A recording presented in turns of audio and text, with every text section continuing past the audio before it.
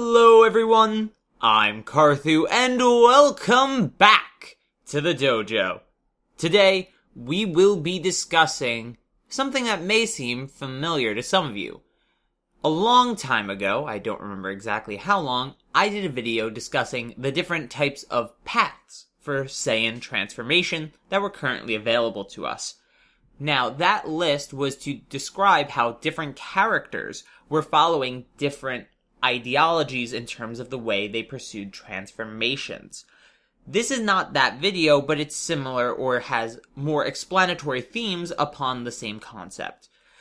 We are going to discuss how these paths work and the levels at which they work. So, how does one form lead to another, lead to another, lead to another, and how are certain forms just separated from the other paths, or even the original path, which would be probably Super Saiyan or Ozaru if you really want to get technical. For this video, though, we will keep it to 3 paths of transformation, as I find they are the most consistently shown and natural of the Saiyan paths. These would be Super Saiyan, God, and Berserker.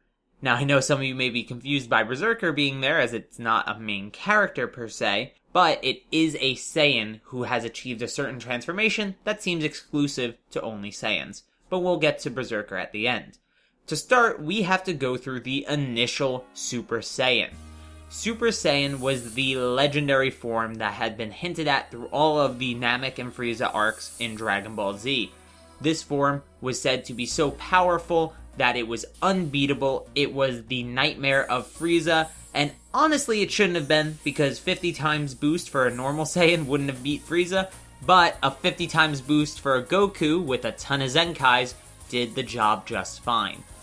This form was found to be flawed though, and not the most powerful being in existence very shortly after its emergence.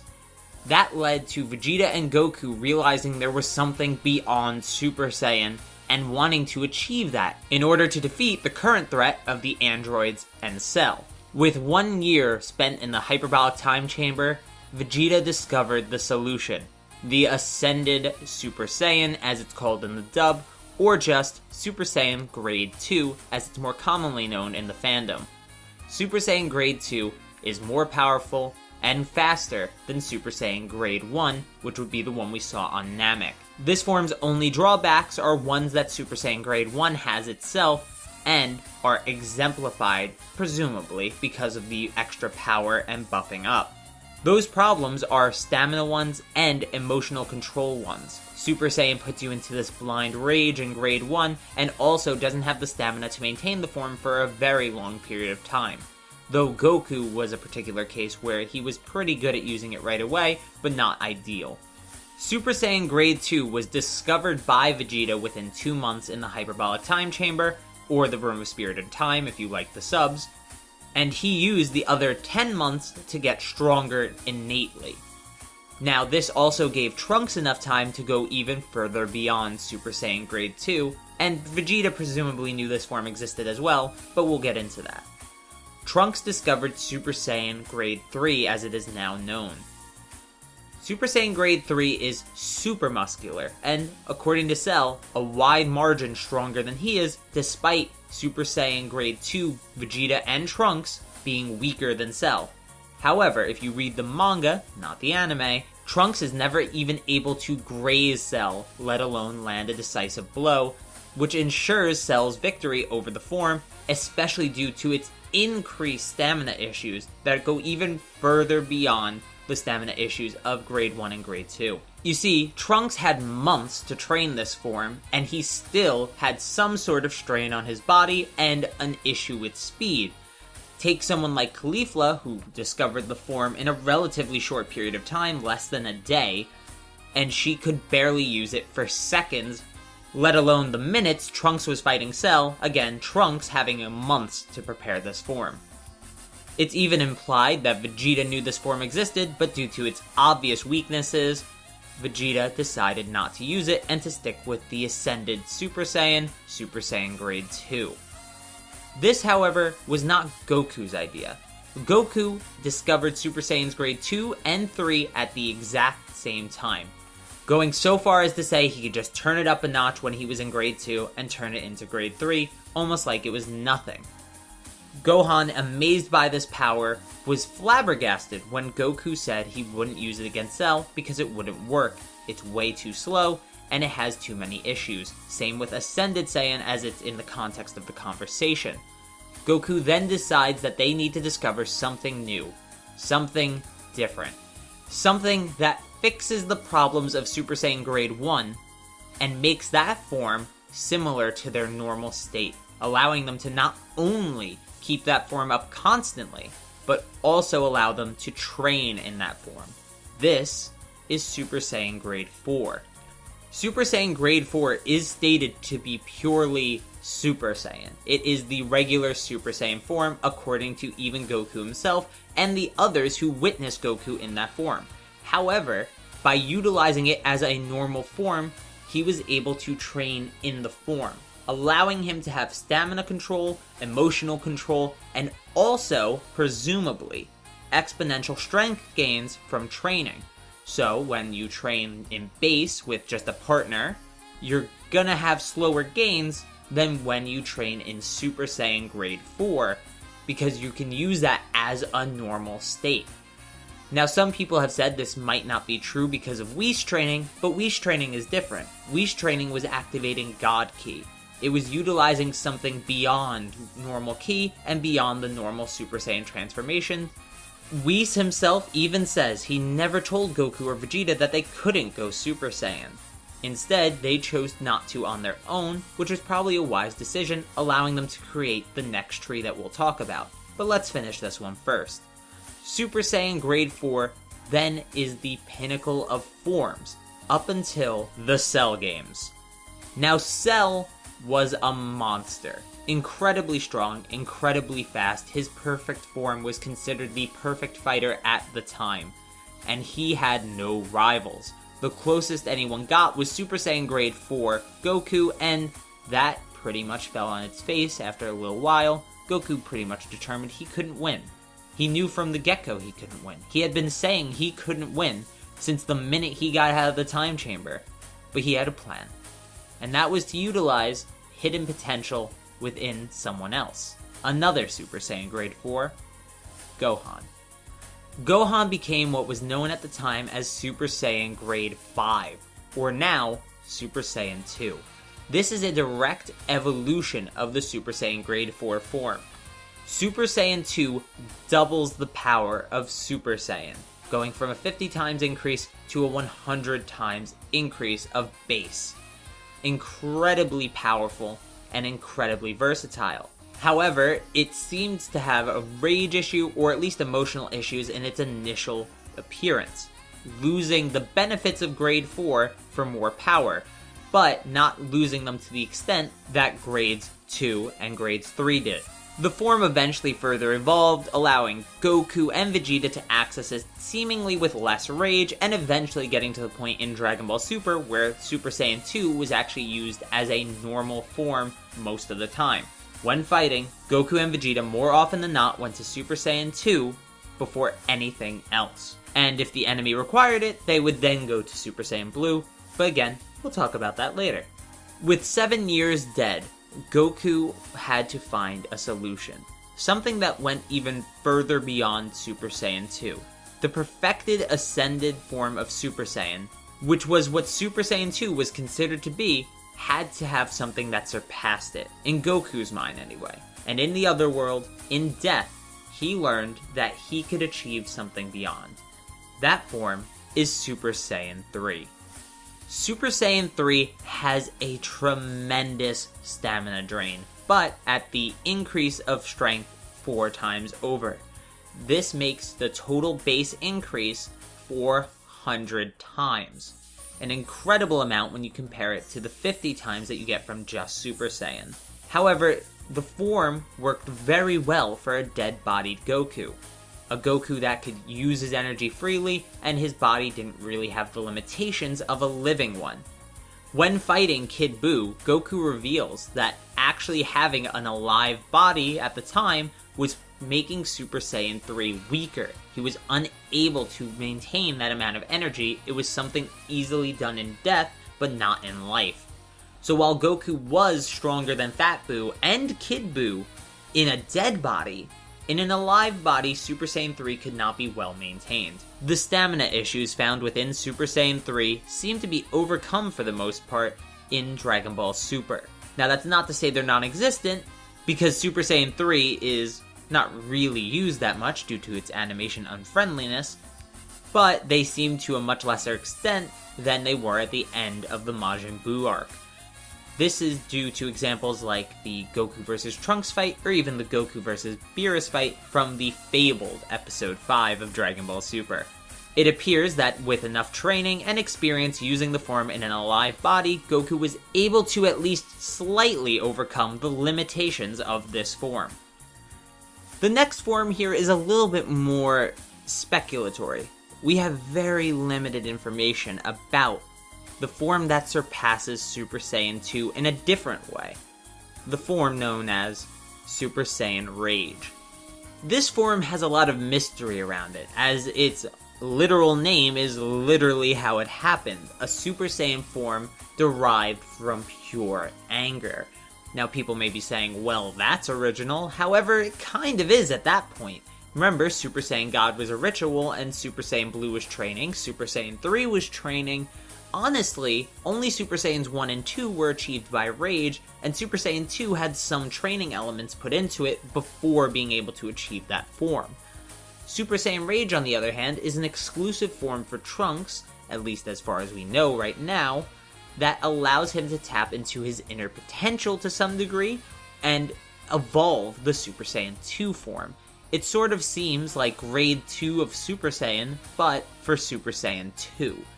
This form is exponentially stronger than Super Saiyan 3, and exponentially stronger than Super Saiyan 2 by proxy, as it took Trunks from being fodder to both Goku Black and basically Zamasu because he was immortal, to being on par with Black for a little while until he stepped ahead of him.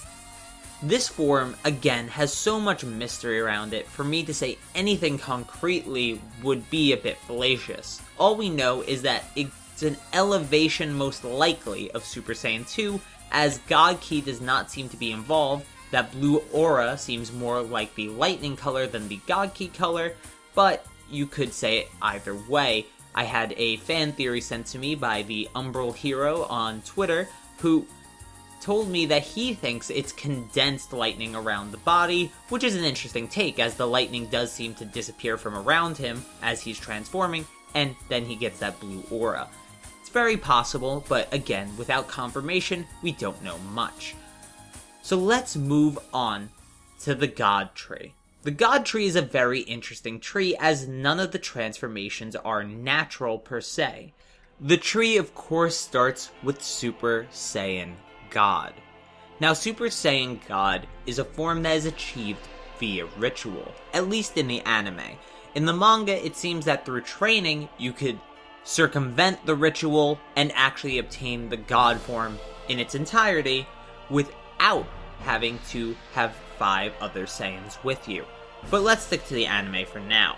Ritual Super Saiyan God is a very interesting form, as it takes Goku from a galaxy-level character to a beyond universal one. Now, I've talked about this many times, but just to reiterate, there is an interview with Toriyama that further explains the connections between Super Saiyan Grade 1 and Super Saiyan God. You see, the first Super Saiyan Grade 1 ever was Yamoshi. Yamoshi was a kind-hearted Saiyan who did not like the antics and the mischief that the other Saiyans were causing. And so him and 5 friends, 6 in total, went on against these Saiyans. When backed in a corner, Yamoshi triggered what was the first ever Super Saiyan transformation. He was eventually worn out, however, and taken down. His life was taken, and his soul wandered the universe in search for a new savior, that savior, the Super Saiyan God. Now, to be able to access that power, and for Yamoshi to enter the body of the Chosen, a ritual had to be performed, where 6 Saiyans in total, 5, pouring their power into another, create a Super Saiyan God. Yamoshi's spirit caused the prophetic dream that Beerus had, as well as gave a Namekian elder some information that allowed him to write it in the Namekian Book of Legends, which in turn allowed Shenron to be able to tell us about the Super Saiyan God form and how it is achieved. In the anime, Goku absorbs the power of this form into his own base, allowing him to access the power of Super Saiyan God without having to even transform once. This goes even further, as it allows him to stack other transformations on top of himself. That includes Super Saiyans 1 through 3, as well as Super Saiyan God again. This is non-ritual Super Saiyan God. Non-ritual Super Saiyan God is the exact same, as far as we know, as Super Saiyan God, the only differences being that the power lasts longer, it is controlled by the user entirely, and it does not give another increase to the base power after using it. Non-ritual God is only seen in the anime during the Goku and Hit team-up episode, as well as the Goku vs. Kale and Caulifla episode. The form still shows its exponential power increase from Super Saiyan 3, but again has those other factors removed that are given through the initial ritual form. This then leads us to Super Saiyan Blue, or Super Saiyan God Super Saiyan as it used to be known. Now Super Saiyan Blue is 50 times stronger than Super Saiyan God. It's a little hard to believe, and it's not stated anywhere, but it's shown via the fight with Caulifla. A Super Saiyan God Goku couldn't even keep up with a base Caulifla, but then he's able to swap hands with a Super Saiyan Caulifla in Super Saiyan Blue. Super Saiyan Caulifla would get 50 times stronger because of the Super Saiyan form, and Goku would also have to get more than 50 times stronger, but we'll keep it at 50 times because he did end up losing to her even when he popped Kaioken. Super Saiyan Blue was brought out entirely by Whis' training, and shown in the anime as sparks of it happen as Goku and Vegeta train with Whis.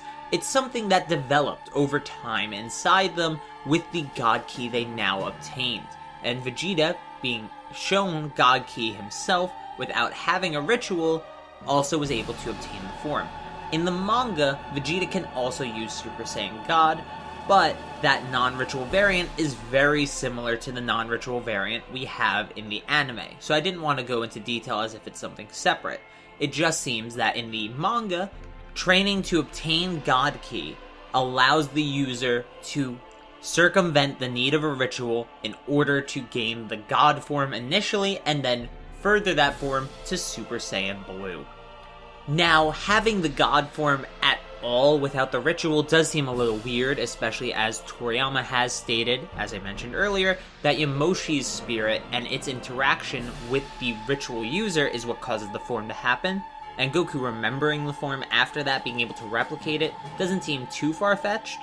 But Vegeta being able to access it without having that ritual, without having Yamoshi's spirit interact with his body, that seems a little bit weird.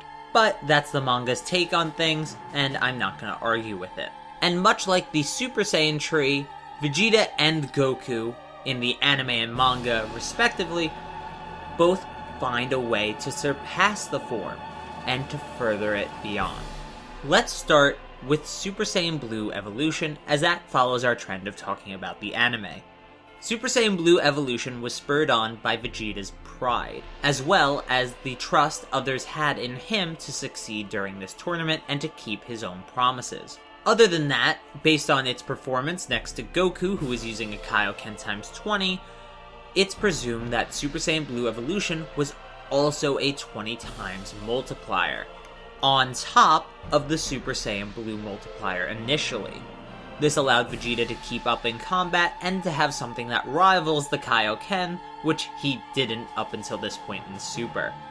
Other than that, though, we do know it doesn't show up in the ending, and there's no mention of it.